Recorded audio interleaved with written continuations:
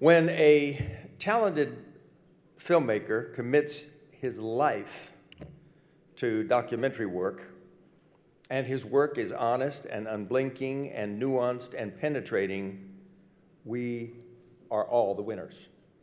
We learn, we may be amazed, our horizons are expanded, we see the world as we may not have seen it before, we may be moved to thinking, we may be moved to tears, we may be moved to action.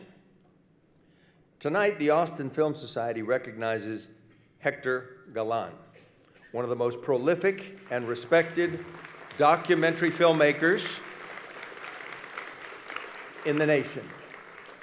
He started his work in high school when he first got a camera, living in San Angelo. And then he learned the directing craft at Texas Tech University, where he worked in a local television affiliate. He sharpened his craft with the best at the PBS station, the legendary WGBH in Boston. And for 40 years now, Hector has taught us, using his camera, his writing, his organization of the narrative, his storytelling skills. In 1984, Hector created his own production company. That was Hector Unleashed. He had the independence now of his convictions, a wonderful thing in a documentary filmmaker.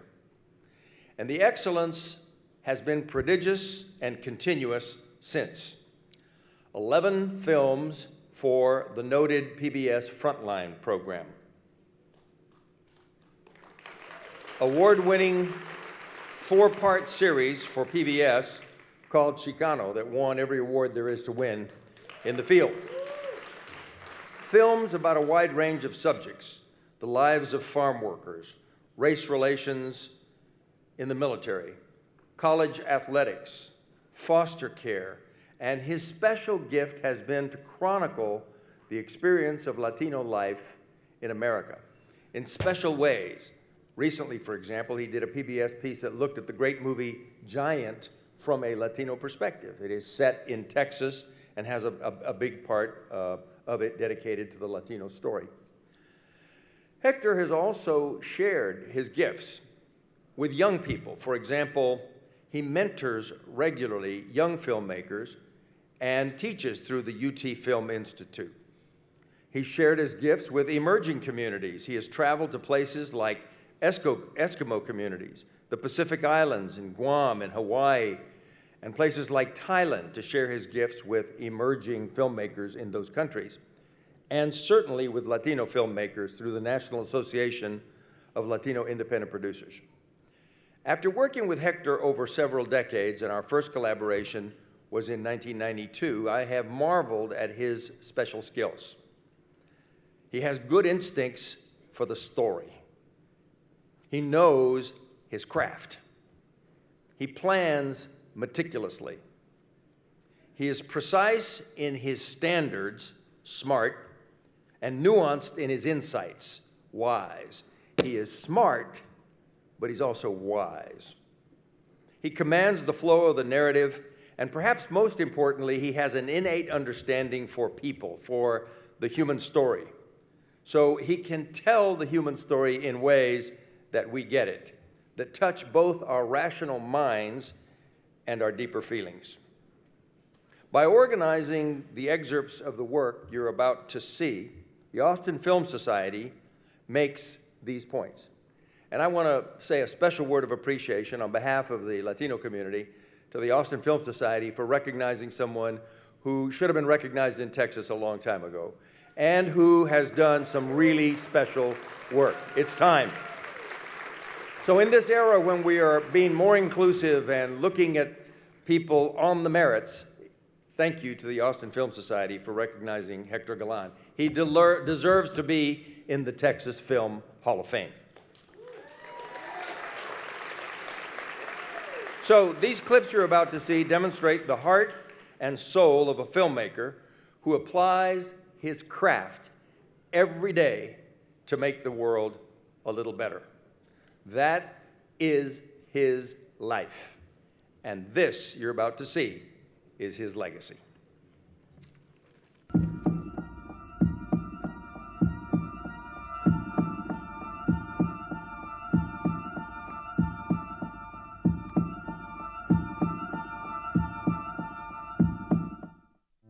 I think we make a contribution. And that, I feel, is what all immigrant groups have done. They are new blood that revitalizes the democratic process.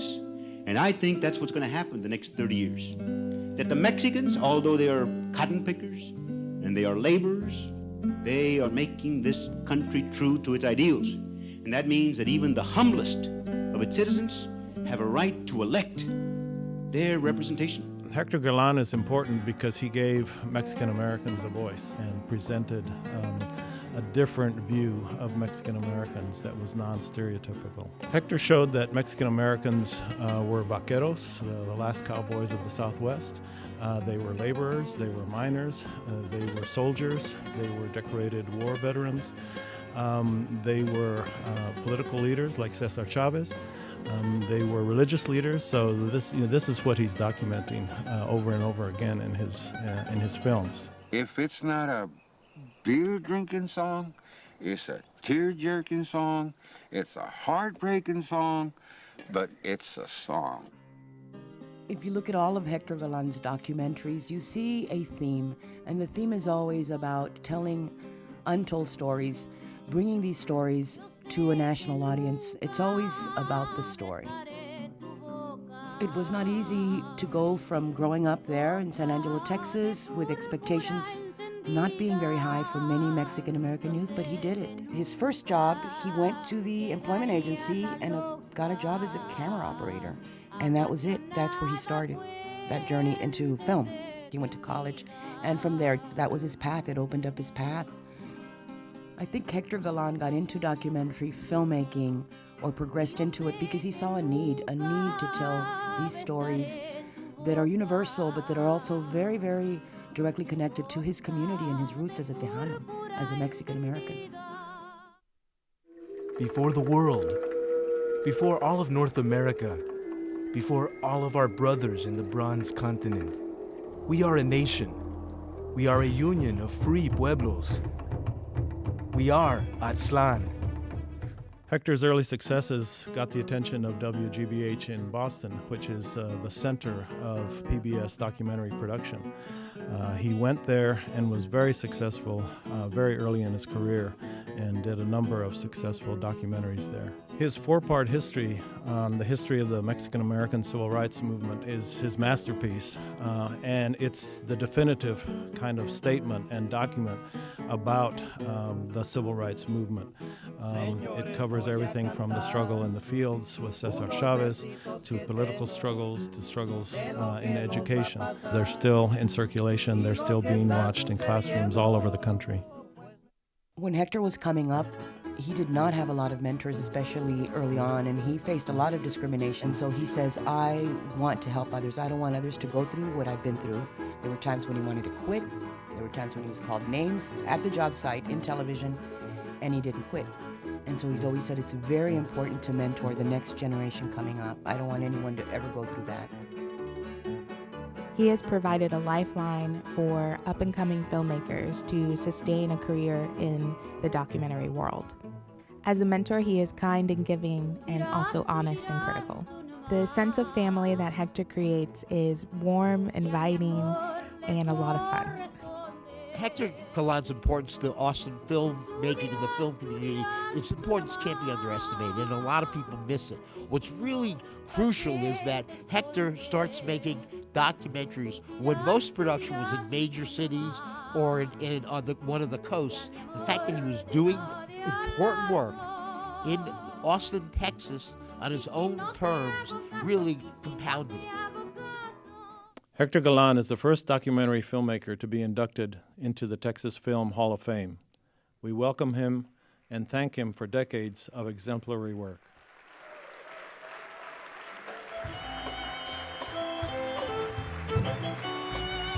The recipient of the Austin Chronicle Ann Richards Award, Hector Galan.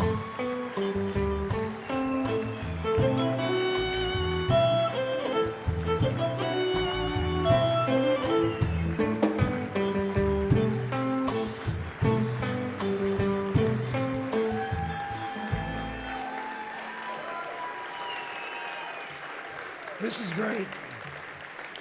Thank you very much. And sorry for my raspy voice. I know Jeff Nichols is in the house, and I promise, Jeff, I'm not trying to audition for your next movie. I'm not trying to sound sexy on purpose, you know, like maybe a new Chicano Vito Corleone, you know, for your movie. I know that I kind of, you know, with Ty, I was kind of hanging out with Ty a little bit last night, and I know I'm getting old because he kept referring to me as sir. Yes, sir, no, sir. You know, Ty, man, he's great. But, you know, it's great to be the first, you know, as that documentary category, the genre now that we have. I mean, hell, even the Academy Awards have a documentary. Why not Texas Film Awards, right? It's about time. You know, talking about being first, you know, Henry, wow, Henry, thank you so much for your words. Henry was the first. You know, Robert had mentioned he was the first San Antonio mayor. You can imagine, 1978, one of the largest cities in America, the first Latino mayor. It's hard to think about that today, you know, but this was what he did, and he became a hero to a lot of us. Opened the doors, became an inspiration to hundreds, if not thousands, of people who decided to make politics their life, to run and win elections, to give a voice to us that we didn't have a voice. So Henry, thank you so much for also being the first. And sticking with the theme of being first, growing up in San Angelo, Texas wasn't an easy thing. You know, I mean, we still had remnants of Jim Crow. My parents, they had it tough, you know, in West Texas. Most Mexican Americans had it tough, at that time. And we sort of got the remnants a little bit in my generation, but not as bad as they. And, you know, we would hear stories about Texas from my dad and my sister who's here. And you know, I'm seventh generation Tejano. And so we've been here a long, long time. You know, I was kind of freak out when some Anglos trying to be mean when I was a kid, but yo, go back where you came from.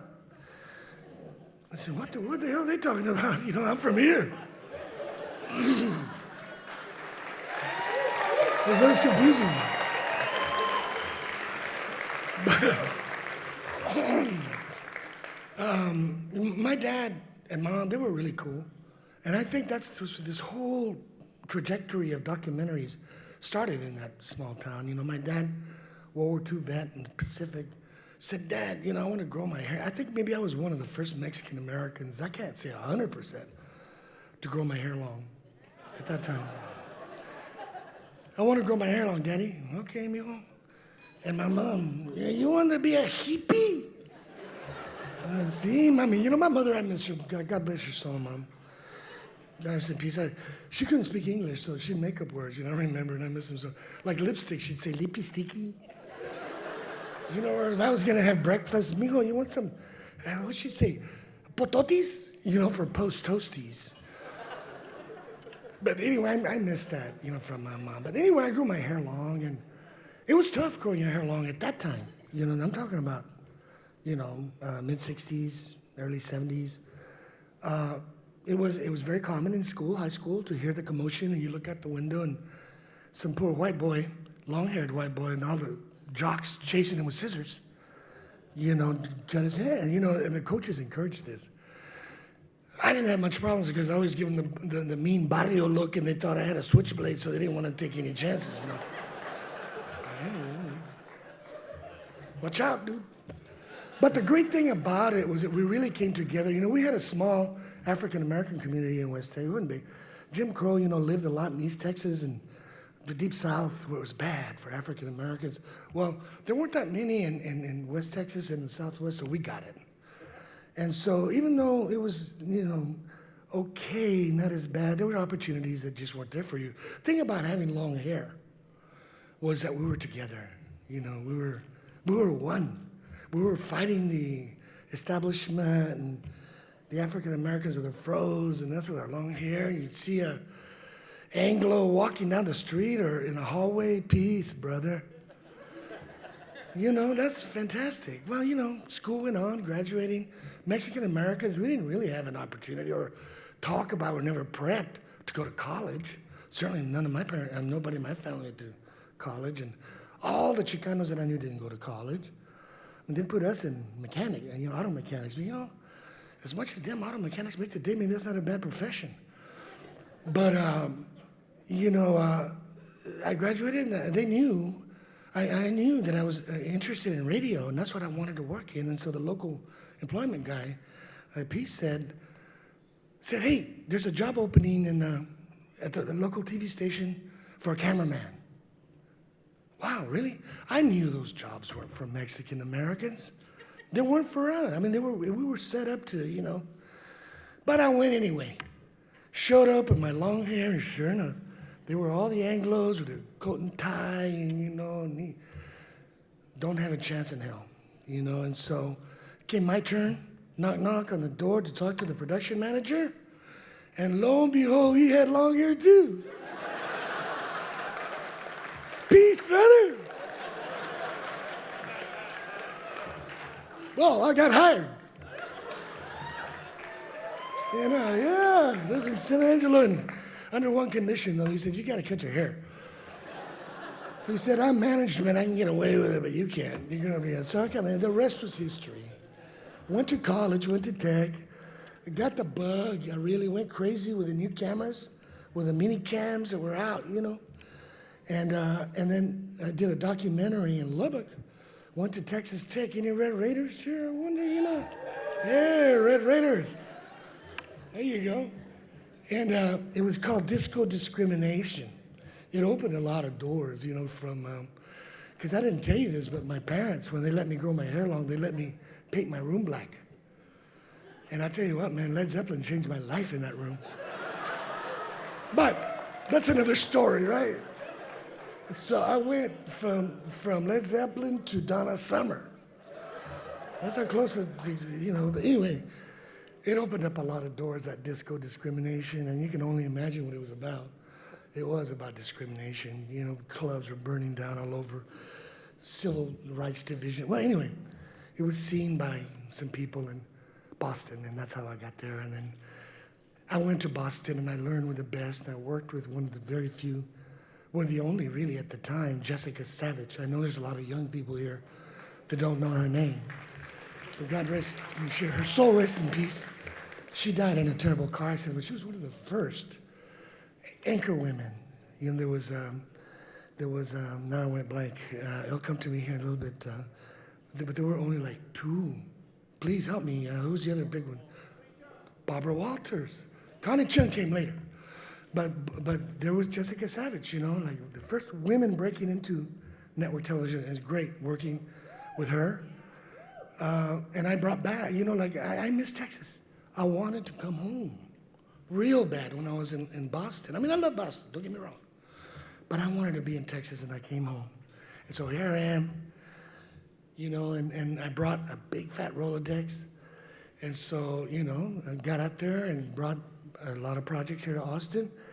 And the biggest thing that happened to me when I came back in 1984, I got funded by American Film Institute as an independent for a documentary that I wanted to do on vaqueros, America's cowboys, because by that point I wanted to do stories about our culture and history, how important it was.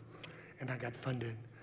And all you people sitting here today, the money that you spent here is going to go to young filmmakers who are out there. We're old filmmakers. They have their stories they want to tell.